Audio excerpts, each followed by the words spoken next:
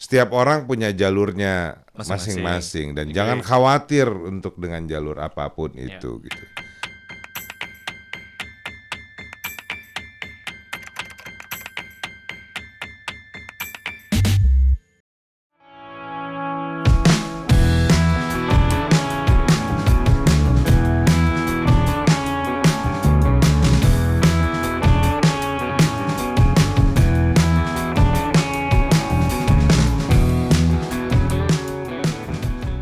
I see your record ya. Jadi teman-teman yang mau mengenal lebih banyak mengenai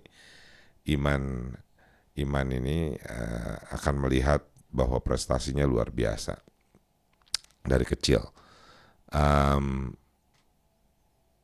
Is it by design that you wanna do this and this and that? Haruskah kita mendesain sebuah perjalanan ini dan berprestasi selalu gitu? Pertanyaan yang sama sebenarnya saya sering tanyakan buat saya gitu. Nggak sebanyak iman, tetapi saya punya berbagai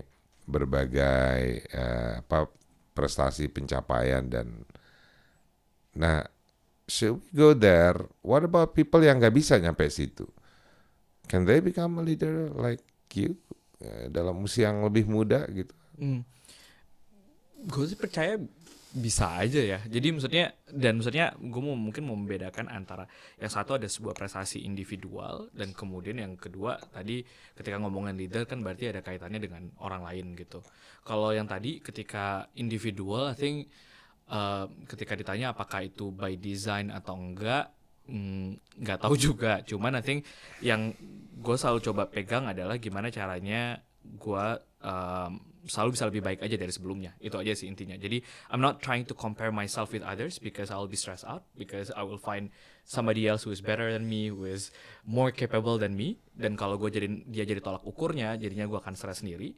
Tapi yang bisa gue lakukan adalah compare diri gue dengan my past performance kan. Jadi makanya itu kemudian oh ya udah selama itu terus ya akhirnya ya makin bagus sendiri. Jadi I become my own benchmark gitu. Tapi nggak passionately pengen ngejar gue harus dapat award ini. Enggak sih. Karena tahun kalau ini baru 3 nih gue dapat penghargaan nih perlu 5 nih gitu. Enggak sih. Mungkin there was a time in my life I wouldn't lie. Misalnya there was a time di mana mungkin mikir kayak oh ya I need to do this and achieve this. Tapi I think as I grew up udah nggak, maksudnya ketika mungkin kalau dulu tujuannya adalah oh I want to prove myself that I can do this, I can do that, that I'm better gitu kan. Cuman ketika udah makin dewasa udah ngerasa bahwa I have nothing to prove gitu. Maksudnya I've done a lot of things and I acknowledge that gitu and I'm proud of that. And I have nothing to prove gitu. And so if I fail, yeah, it's just another season of failure gitu. Tapi I've proven so many things before. Jadi nggak ada keinginan untuk membuktikan lagi sih gitu itu sebenarnya. So itu yang tadi yang on achievement gitu. Yang kedua adalah regarding your question tentang kalau gitu apakah orang lain bisa jadi leader? Menurut gue sih bisa aja. Cuman mungkin yang perlu diperhatikan adalah gimana leader ini juga harus terus belajar, harus evolve. Yang gue sering temukan adalah mungkin ketika let's say dalam skala kecil dia bisa memimpin gitu ya, memimpin kelas, memimpin sekolah, jadi ketua OSIS lah atau apa gitu ya. Tapi kemudian as time progress, di mana dia diminta untuk memimpin dengan skala yang lebih besar atau isu yang lebih kompleks, then that's when the challenge hit gitu. Karena dia tidak menyiapkan dirinya untuk evolve juga. Jadi cara dia memimpin, bagaimana kemudian dia membuat decision itu masih sama seperti kayak dia waktu kecil dulu gitu, decision making prosesnya dan seterusnya. Itu yang justru menurut gue pada akhirnya yang requires a skill, requires banyak hal lah ya gitu ya, yang membuat makanya tadi mungkin ada yang akhirnya gagal, ada yang akhirnya berhasil karena nggak ikut evolve gitu. Your step itu ya bagus banget gitu, dari ini juara ini naik terus naik dan sebagainya. Apa emang dari dulu anak baik gitu ya emang jadi nggak pernah main dan sebagainya yang dipublish gitu. Media ya, jadi maksudnya ya udah whatever image that they wanna build gitu kan. Cuman justru kan sebenarnya, and that's what actually I'm writing on my book gitu, banyak banget sebenarnya kegagalan yang gue temuin. Tapi I think it goes back on how you see those failures gitu. Maksudnya I can over dramatize, oh gue gagal ini, gue gagal itu, dan segala macam. Tapi kemudian, tapi gue nggak mau kayak gitu. Kayak tadi misalnya, gue gagal dapat kerja setelah lulus S1, ketika justru gue merasa I was on top of the world. I graduated cum laude 3,5 tahun. I was a commencement speaker at UI gitu ya. Menang mahasiswa berprestasi nomor 1 se-Indonesia. And I just wanted to become a teacher and I failed gitu kan. Ini pengen ngelamar jadi dosen gitu. Guru, literally I apply to some schools. SMA. Ke SMA, SMP. I applied to some schools in Jakarta and Bandung. I still remember. I can check my emails and segala macam. Tapi failed, right? And then it's like, oh okay, this is mau nggak percaya, mau marah, cuman mau gimana, fail gitu kan. And then thinking about, tapi waktu itu gue masih berpikir, gila, for the rest of for my past life, gue selalu memimpin gitu debatnya, bikin apa sendiri gitu kan. Gue mau dimentorin justru nih. Jadi akhirnya waktu itu ketika gagal, gue berpikir, mungkin gue apply udahlah ke non-profit aja, something that I'm very familiar. Tapi gue gagal juga. Gue apply ke beberapa non-profit, buat posisi yang menurut gue I know it very very well gitu, karena that's something that I've been doing for so many years gitu ya. I know the leaders in the organization, cuman gue nggak mau pakai jalur itu. Tapi kemudian tetap gagal. Ada for whatever reasons lah. Ada yang bilang overqualified, ada yang bilang nggak qualified, dibilang nggak serius nantinya. Jadi cuman gagal gitu. Nah, maksudnya ketika menghadapi kayak gitu kan, ya gue bisa frustasi dan stres, atau gue ya move on aja, and I choose to move on aja gitu. Jadi dan ada banyak banget justru cita-cita gagal-gagal lainnya gitu. Jadi lebih baliknya ke how you menyikapi kegagalan tadi gitu. Iya, kalau gue kan bandel ya memang ya. Jadi bukan berarti orang harus bandel baru jadi leader, atau bukan berarti orang baik baru jadi leader. Ini yang gue pengen luruskan ya. Setiap orang punya jalurnya masing-masing dan jangan khawatir untuk dengan jalur apapun itu gitu. Gue bandel dari dulu, dan tetapi pada satu titik ketika gue pengen mengerjakan sesuatu, gue akan ngerjain dengan habis-habisan gitu. Jadi ketika kuliah gitu,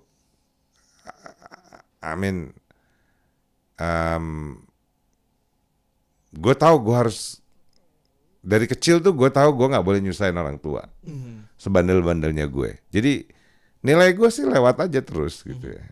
Kadang ada juaranya juga, kadang enggak gitu. Tapi jalan dengan baik. Ketika mulai kuliah dan pengen jadi saintis, jadi gue bikin dan gue selalu berpikir ya berbeda, anti mainstream ya. Generasi zaman itu mungkin kayak gitu kali. Jadi ketika orang rame-rame senat, rame-rame apa gitu, gue malah bikin aktivitas sendiri gitu, perhimpunan mahasiswa pencinta bioteknologi gitu. Sounds cool. Kayaknya sih waktu itu dipelesetin jadi pencinta, himpunan mahasiswa pencinta mahasiswi bioteknologi gitu. Ya memang harus dipelesetin karena unfortunately yang ikutan cowok semua waktu itu. Nah habis itu I do the same thing like you. Tapi not by design. Jadi one day one of my dosen bilang kita butuh wakil dari jurusan kita untuk ikut mahasiswa berprestasi. Itu 1993. Rambut gue sebahu dan mungkin satu-satunya orang yang berambut sebahu pada saat itu. Terus saya nanya sama dosennya, maaf Prof, nggak salah pilih? Enggak. Karena ini bukan cuma masalah nilai, ini adalah masalah cara berpikir dan visi ke depan. Rambut saya diminta dipotong waktu itu, saya potong, and then I won. You on your story, go smoothly, bukan smooth tanpa ada kegagalan ya, tapi you are a nice guy gitu ya. Go here, step here, ngerjain ini dan sebagainya. Sementara aku kemana-mana nih, kemana-mana. And when it comes into prestasi, seringkali datang dengan yang tidak seperti saya harapkan. Gue kerja di GE juga nggak by design. Jadi di episode yang sebelumnya mungkin pernah diceritakan, nggak ngelamar gue ke GE karena begitu gue lulus MBA gue punya perusahaan kecil sendiri, dan setiap kali ada orang yang mau datang bilang, kamu mau nggak kerja di sini? Saya said, no, I don't want to. Gitu. Jadi gue masuk jadi GE karena pada saat itu ditawarin kalau jadi pegawai akan dapat mobil baru. And the history of my father itu seumur-umur pengen punya mobil baru dan nggak pernah punya. Sementara mimpinya dia mobil baru adalah mobil yang kalau dibeli joknya masih diplastikin gitu. So masuk GE gara-gara itu. Jadi CEO juga gitu. Yeah. It's not by design ya, nggak jalan lurus lah ya. Nggak jalan lurus. Makanya saya selalu berbicara mengenai jalan yang berputar. On the other side, you and some of my friend gitu ya, some other of my friend going into step by step dan sebagainya. Nah itu yang saya selalu ingin sampaikan, bahwa at the end of the day adalah balik lagi kepada mau jadi apa sih gitu, mau ngapain sih, what is the purpose of it, right? Like you said in the beginning, what is the purpose, and have the resiliency untuk mewujudkannya gitu. Nah dalam case Iman, you said that you failed many times, I failed many times. Saya membuat chapter sendiri mengenai failed and mistakes di buku yang saya buat, dan saya yakin Iman juga cerita banyak mengenai hal itu. What is the most important things that you learn from failure and mistakes? Kalau yang gue pelajarin adalah bahwa gini sih, maksudnya as long as I've done my best tapi the result turn out nggak sesuai sama yang gue harapin, dan menurut gue ya itu udah di luar kontrol gue. Jadi gue cuma bisa fix atau gue cuma bisa manage hal yang memang bisa gue kontrol. Kalau misalnya let's say kita apply tender gitu, terus ternyata kita ngerasa udah bener nih, bikin proposalnya semua juga udah, kita ngasih harga bagus, cost analysisnya udah benar gitu, terus ternyata ada orang lain yang entah kenapa for some reason bisa dapat gitu, ya it's out of my control gitu. Right. And I don't want to stress out karena itu gitu. Jadi lebih pada akhirnya gimana justru kata ya nyambung banget, justru berdamai dengan diri sendiri tadi, karena sebenarnya kadang tuh kita gagal, yang being hard on that value tuh justru kita sendiri. Sebenarnya kita berpikir kan, kita gagal, gila orang bakal ngeliatnya kayak gimana, keluarga bakal ngeliatnya kayak gimana. Padahal sebenarnya as much as we think they care, they actually don't care. We just kita cuma kepedean aja, orang care-nya kebanyakan gitu sama kita. Berdamai dengan diri sendiri itu maksudnya gimana? Jadi ya accepting failures as part of your life gitu. Maksudnya is just another season aja gitu. Karena gue percaya bahwa nggak ada namanya permanent failure. Jadi nggak ada failure tuh permanen gitu. With hard work, with persistence, with tenacity and a bit of luck, maksudnya you can change that status gitu. Jadi nggak ya karena tadi apa ya, nggak permanen, and I have greater grit juga. Jadi akhirnya ya udah move on aja gitu. Tapi meskipun nggak bisa dipungkirin. Ini banget ya. Positive thinking lo kuat banget gitu. Just trying to be positive. in my case itu beda. Dan again, this is another, why this discussion should be interesting, because always differences and then similarity, differences and similarity. Ya. In my case, failure and mistakes itu gue telan itu di depannya, harus ditelan dengan sakit yang berat gitu untuk itu. I mean, the failure that I have because I cannot walk, the failure that I have when I make wrong decision in the office, saya selalu bilang sama teman-teman, before you can move on, telan dulu itu kesalahannya. You have to accept that this is a failure, this is a damn mistake, this is unlucky things, this is musibah, whatever you call it. Have to accept that. Okay, this is bad, right? And then you can cry or scream for some time, right? Okay. I cried for so long until I divine that the rule of 3 days ya. Jangan lebih dari 3 hari, habis itu harus ngerjain sesuatu yang baru. So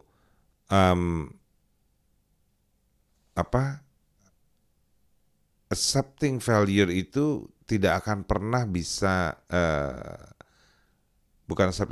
overcome failure itu menyelesaikan masalah dan problem itu tidak akan pernah bisa move on, bisa jalan gitu sebelum ada proses accepting. Yeah, okay.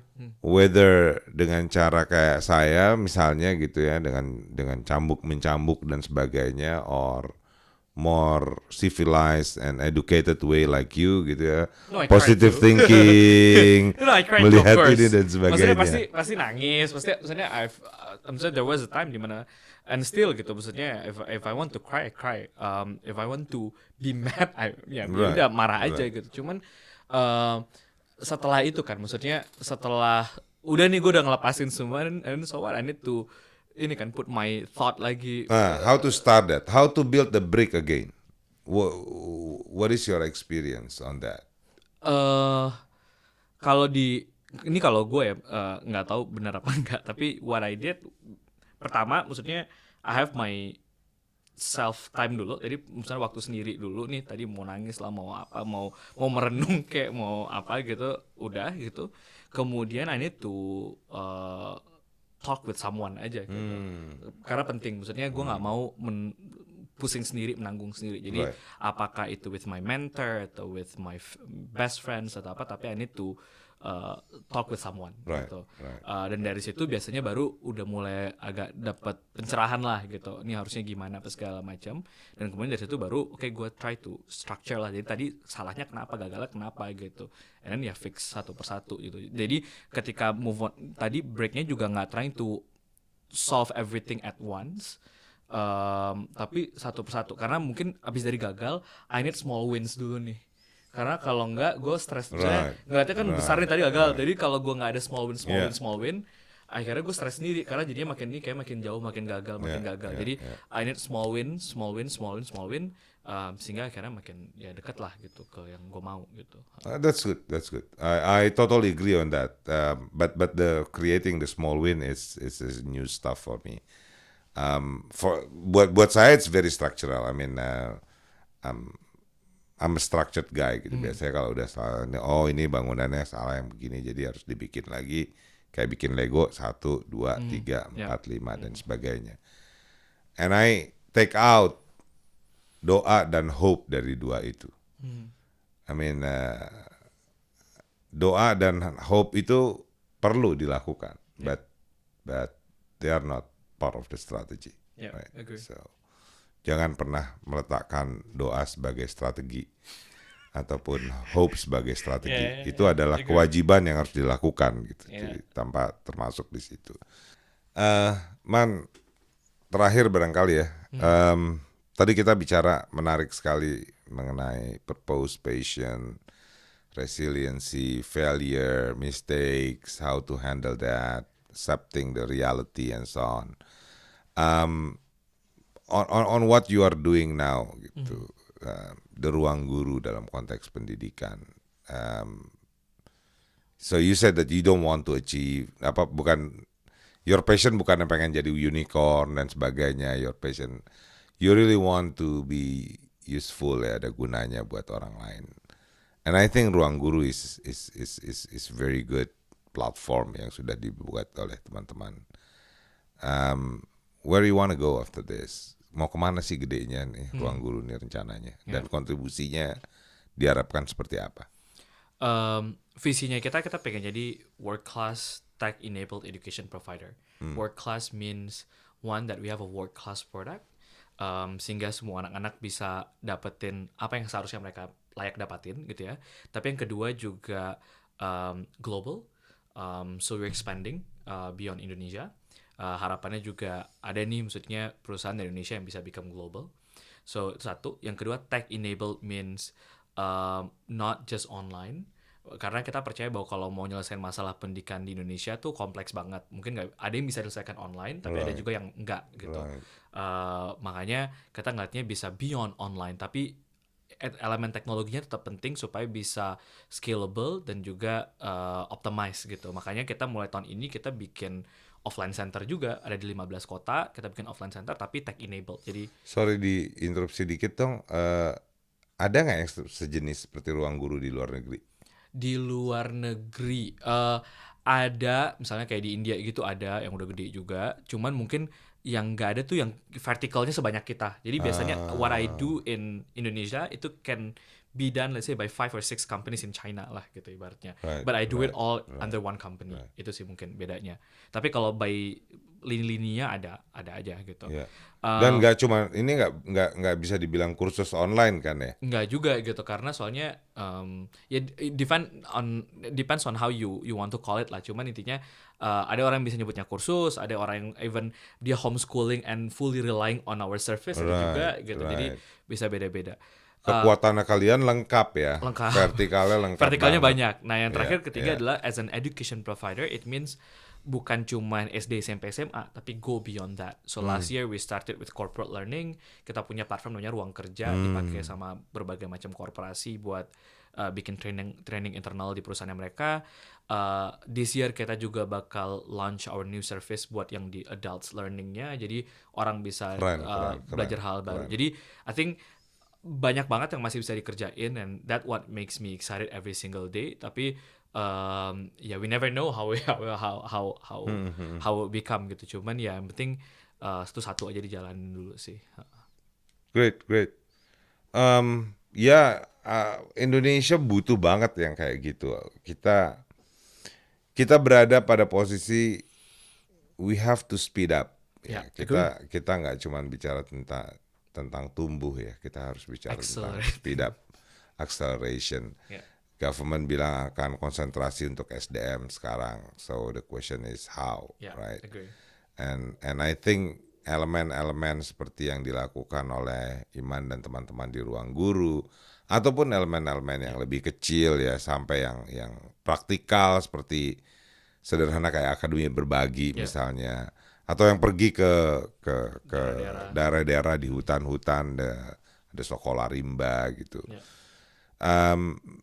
Ini semua adalah elemen yang penting, dan saya nggak tahu seberapa besar government bisa meleverage ini semua yang ada. Pendidikan vokasi juga yang selalu ditekankan, diperlukan, itu sangat penting. Saya cuma berharap bahwa everybody should really believe that learning is their individual responsibility. Because of that, we will go into a process yang tidak akan pernah berhenti, dan dunia nggak akan pernah berhenti bergulir. And we will always be in the loop. Otherwise, kita akan berada di luar itu. And very difficult to catch up again. Thank you, man. Thank you, Bang. Sampai ketemu lagi. Makasih.